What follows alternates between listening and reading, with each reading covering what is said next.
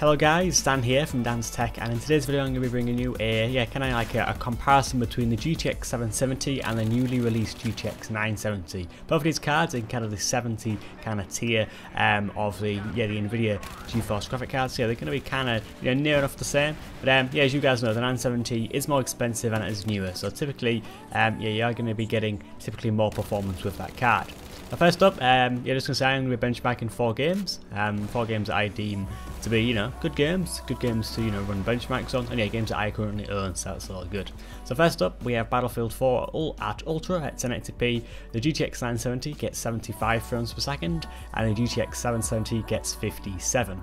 Moving on to Crysis 3 at very high at 1080p as well. The 970 gets 43 frames per second, while the GTX 770 at 35.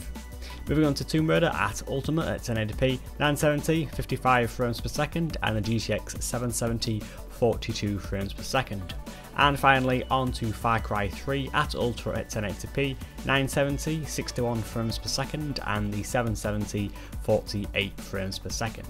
So there we are guys, the 970 does come on top on all these benchmarks. It's typically a better card, but as I said at the beginning of the video, it's more expensive, but if you're willing to pay a little bit more to get that extra performance, you will also get stuff like typically lower power consumption.